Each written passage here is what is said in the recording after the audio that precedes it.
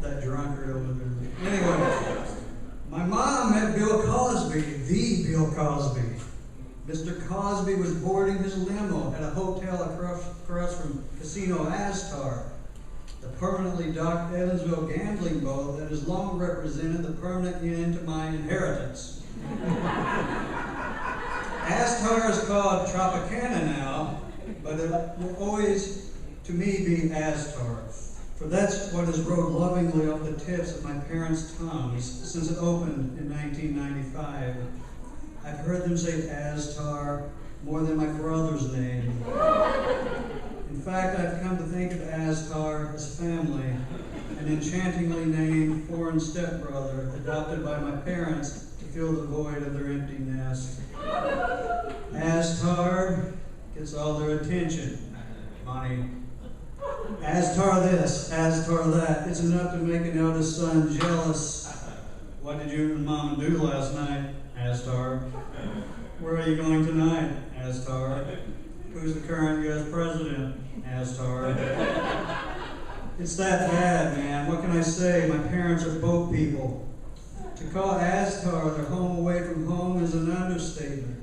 They are there so much that the house they live in has technically become their new home away from home. A place they visit only when they need a rare break, see bankruptcy, from Astar. I'm surprised Mom even noticed Mr. Cosby, for she was likely in her Astar trance by then, on autopilot, after descending the hotel elevator shaft, stepping out the front door, and beelining toward the casino doors across the busy road. I always worry she will be oblivious to the traffic, so drawn is she to Astar's siren song, its ceaseless sounds and lights and colors, its overstimulation cocooning her with a sense of winning. I imagine Dad running to her down body, her face skyward as her eyes spin like slot machine reels. Her iris is changing from pineapples to lemons to oranges to apples to cherries, until there is no more spin in her soul, after which Dad enters the casino with a purse strapped over his shoulder. But since she did notice Mr. Cosby, and before he could escape into his limo, Mom said, "Are you who I think you are?" As Dad is wont to say, your mother knows no strangers.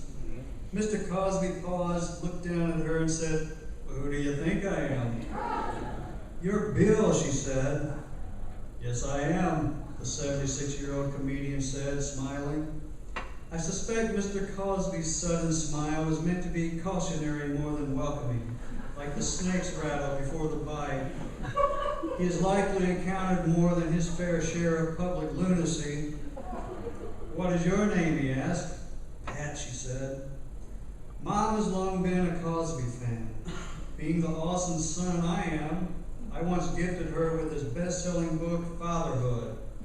Not long after that, she actually went to one of his shows, tickets courtesy of Brother Astar. Always outdoing me, that Astar. Brother Astar buys their meals and rooms a lot too, the suck-up. My boat people parents must be doing well to receive such attention. Loud laugh there. Mr. Cosby was in town for another show. He asked Mom if she planned to attend. She replied, "I wanted to go, but I couldn't get no ticket." Hearing her, Mr. Cosby surprised Mom with his trademark perplexed look. I have read accounts of Mr. Cosby's war on poor grammar, though his verbal assaults usually are aimed at ebonics. Suddenly, though, he found himself confronting something more alarming. He heard my mom speak. Ebonics has nothing on emomics. Discombobulated, he repeated Mom's answer aloud. "I couldn't get no ticket. I couldn't get no ticket. I couldn't get no ticket." He made a big show of sounding out her words slowly, as if to untangle the twist, a sentence structure coming from her strange southern Indiana tongue. He laughed each time he repeated her words. "I couldn't get no ticket." I bet he said it 5 times, recalled Mom.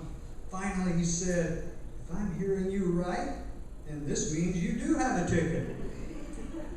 I couldn't get no ticket. You do have a ticket.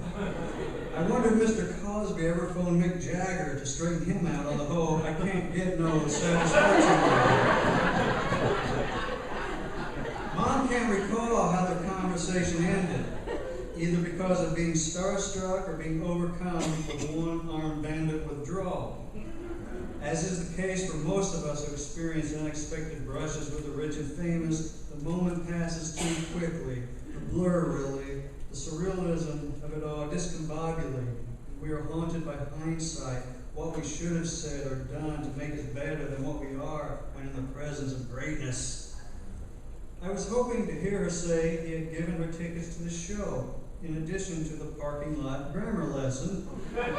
He didn't, but she didn't mind. She was a bit worried their encounter might make part of his routine that night. Can you believe someone would correct you like that in public? It was kind of embarrassing, she said, and then slyly added, I ain't going to buy no books of his anymore. I applaud you, Mom. At least you can claim to have made one of our funniest comedians laugh. Thank you.